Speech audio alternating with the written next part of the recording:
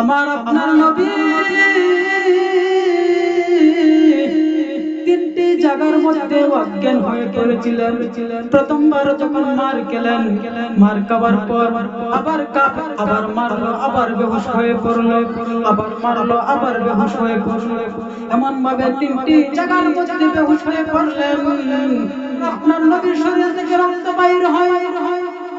আমার আপনার নবী তার শরীরের কাপড়গুলো খুলে খুলে আমার আপনার নবীর শরীর থেকে রক্তগুলো মুছে এক পর্যায়ে আমার আপনার নবীর শরীর কাপড়টা রক্তে রঞ্জিত হয়ে গেল। আমার আপনার নবীর সাথে ছিলেন তার পালক পুত্র যায়েদ। আমার আপনার নবী যায়েদকে বলে, রে যায়েদ,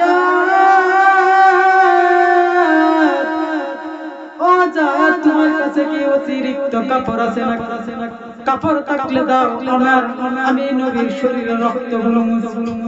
হযরত যায়েদ তার পরনের চাদরটা দিলেন, কাঁধের চাদরটা দিলেন, ওই চাদর দিয়ে রক্তগুলো মুছতেছেন। এক পর্যায়ে ওই চাদরগুলো রক্তে রঙিত হয়ে গেল। আবার বলতেছে, রে যায়েদ, তোমার কাছে কি অতিরিক্ত কোনো কাপড় আছে নাকি? হযরত যায়েদ শিশু বাচ্চার মতো কেঁদে কেঁদে বলতেছেন, ও পয়গম্বর, আমার কাছে আর অতিরিক্ত কোনো কাপড় নাই।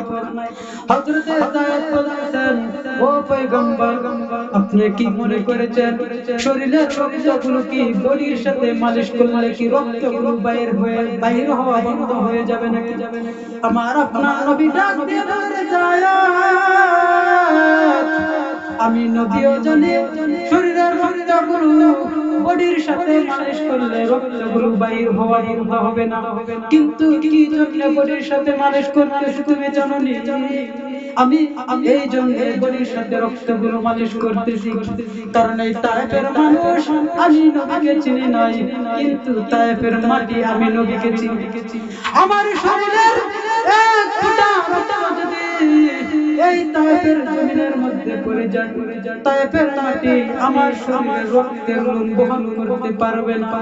তায়েফের মাটি চিৎকার দিয়ে কাঁদবে আর বলবে, ও আল্লাহ, আমি এই তায়েফবাসীকে শেষ করে ফেলবো।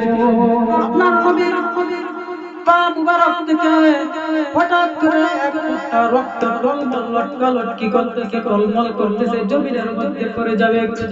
আমার আল্লাহ তাআলা ডাক দিয়ে বলে, জিবরাইল, ও জিবরাইল, তুই কই রে? হযরত জিবরাইল আলাইহিস সালাম বলে, আল্লাহ, আমি তো সিদরাতুল মুনতাহা। বলে, জিবরাইল, তুই যেখানেই থাকিস সিদরাতুল মুনতাহা থেকে আর যেখানেই থাকিস জলদি চলে যা। বলে, আল্লাহ, কই যাব? বলে, যা তায়েফের মাটিতে চলে যা। বলে, আল্লাহ, কেন, কি হয়েছে? বলে, গিয়ে